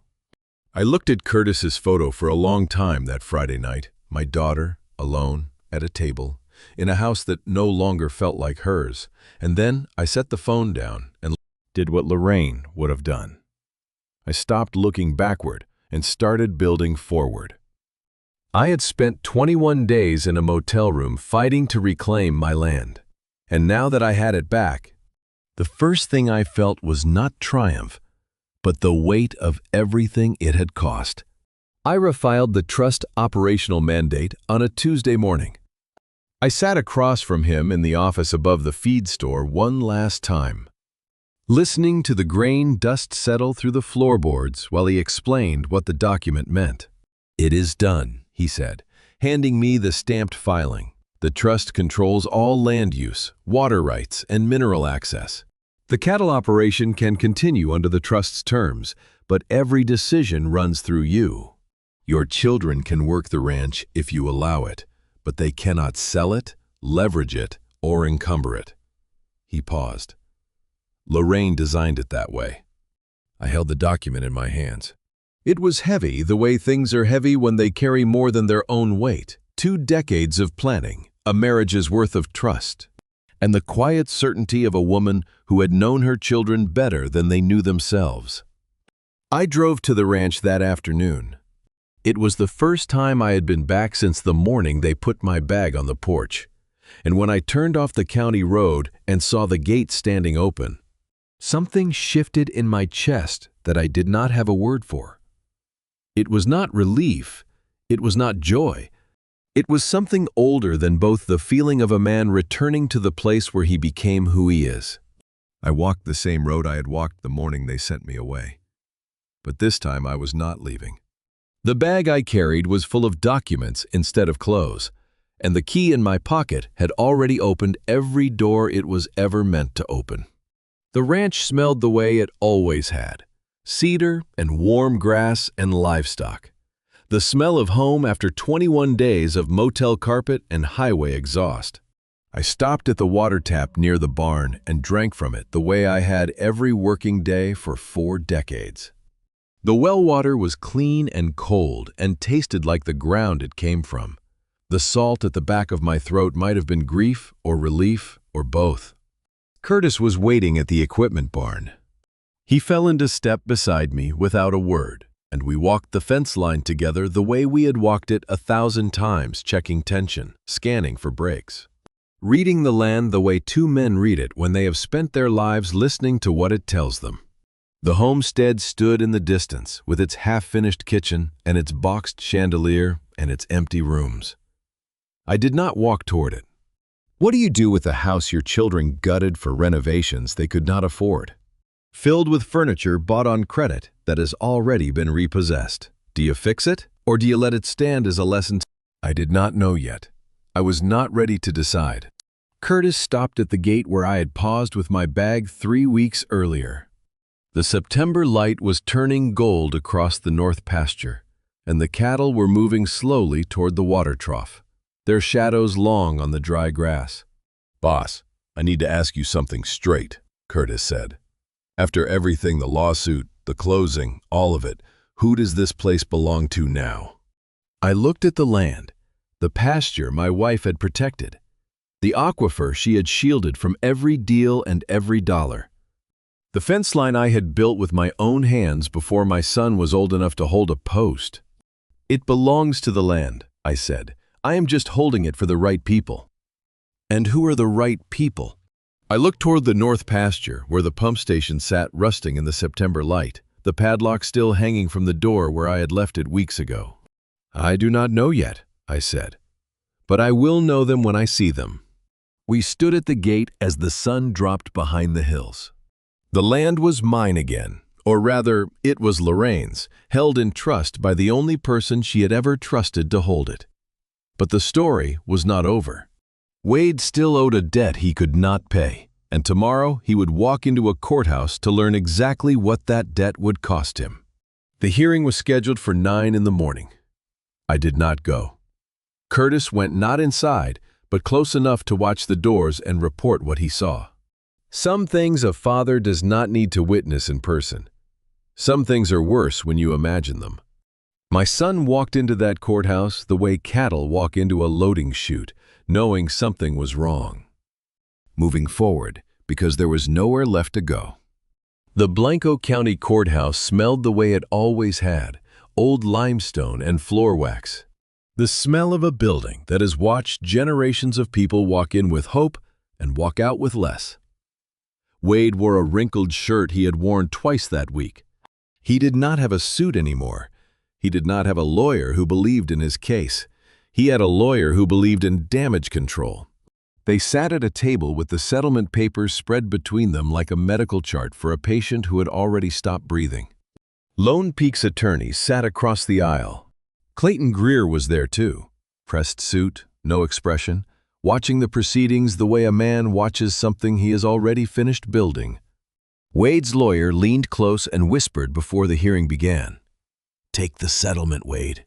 If this goes to trial, they will add punitive damages. The addendum is Exhibit 1, and your signature is on every page. This is the best outcome you are going to get, and I use the word best very loosely." Wade signed. He forfeited the truck, the equipment loans, the renovation credit lines, everything he had purchased on the strength of a sale that never closed. The pen was heavy in his hand, Curtis told me later, and his fingers shook the way they had not shaken since the morning he was 7 years old and I caught him lying about a broken window. "You want to hate him. I know you do. Because I wanted to hate him too." But when Curtis described my son signing away the last of what he had in a courtroom that smelled like limestone and old decisions, I did not feel victory. I felt the specific kind of pain that only a father can feel when justice and love pull in opposite directions. The judge finalized the settlement with a single strike of the gavel. The sound echoed off the high ceiling, and then the room was quiet. Clayton crossed paths with Wade in the corridor afterward. He stopped, adjusted his cuff, and spoke without turning fully toward my son. "For what it is worth, Mr. Harrington," Clayton said, "the land was never going to be yours. The trust made sure of that 18 years ago. You were selling something you never owned." Clayton walked away from Wade the way a surgeon walks away from a completed operation, steady, clean-handed, already thinking about the next one. His shoes clicked on the courthouse tile until they faded into silence. And then it was just Wade standing in the corridor, with the September air drifting through the open front doors and the cedar-scented warmth settling around him like a blanket he did not deserve. Curtis told me what happened next. And this is the part I have carried with me every day since. Wade walked out the front doors and sat down on the limestone steps. He did not call anyone. He did not reach for his phone. He could not reach for his truck keys because they were no longer in his pocket. The dealership had sent someone for the vehicle 3 days earlier, and the empty space where the keys used to sit was just another absence in a life that had become nothing but absences. He put his elbows on his knees and his head in his hands and cried. Not the way he had cried at the title company. That had been shock. Rage. The tears of a man who has been hit and does not yet understand by what. This was different. This was the crying of a man who has finally stopped running and looked behind him and seen the full length of the road he destroyed. Curtis said Wade's shoulders shook for a long time, and the people walking past on the sidewalk did not stop because people never stop for a grown man crying on courthouse steps. He was not crying about the money. He was not crying about the truck or the settlement or the credit lines. He was crying about his mother. The woman whose trust he never knew existed. The woman whose handwriting on a document filed 18 years ago had reached across death itself to protect the land from the very thing her son had tried to do to it. I did not go to the courthouse that day, but 2 weeks later, on a Sunday morning, when the September light was gold and the cattle were calm, 2 figures appeared at the ranch gate. My children had come home, and they were asking for exactly what they had once offered me. They came on a Sunday morning. The September light was gold on the pasture, and the cattle were calm, and the coffee I had drunk at dawn on the porch I built was the first cup on my own land that tasted like home. They looked smaller than I remembered, both of them standing at the gate where I had stopped with my bag 5 weeks earlier. Wade wore a shirt I did not recognize, borrowed from someone, creased in the wrong places. Colleen stood a step behind him with her arms crossed and her eyes on the ground. They were gaunt, the way people get when the money runs out and the pride runs out shortly after. Wade's hand gripped the iron bar of the gate. He did not open it. He did not ask to come in. He spoke through the bars the way a man speaks when he knows he has lost the right to stand on the other side. "We are not asking for the ranch back," he said, not meeting my eyes. "We know that is done. We are just asking for something, a small amount, monthly, enough to get an apartment until we figure out what comes next." "Just until we are back on our feet, Daddy," Colleen said. "Please." I stood on my side of the gate and looked at them. My children, 44 and 41. The boy I taught to ride, and the girl who used to fall asleep in my lap on the porch swing. They were asking me for a courtesy, a small monthly allowance, and the words landed in my chest like stones dropped into still water, because I had heard those exact words before. 5 weeks ago, I said, your sister stood on this same road and offered me a small monthly allowance if I left quietly. She called it a courtesy. You called me an unpaid caretaker. Wade's jaw tightened. Colleen closed her eyes. Survival is earned, not given, I said. Those were the terms you set. I am honoring them. If you are a parent listening to this story, you already know the hardest part was not the courtroom or the closing table. It was looking at your own children through an iron gate and choosing not to open it. Dad, Wade started. Don't, I said. You had 43 years of my labor, your mother's love, and 2,400 acres of proof that we cared. You traded all of it for a handshake with a man in a rented SUV. I am not the one who walked away from this family, Wade. You are. The gate creaked in the morning wind. The silence after I stopped speaking was the loudest silence I have ever stood inside, louder than the courtroom, louder than the motel room, louder than the morning they put my bag on the porch and told me the house was no longer mine. I turned my back on my children. And that is when Birdie came.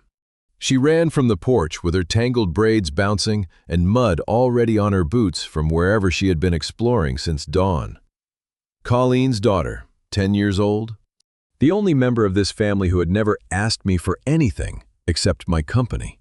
She grabbed my hand, small, warm, certain, and looked up at me with Lorraine's eyes.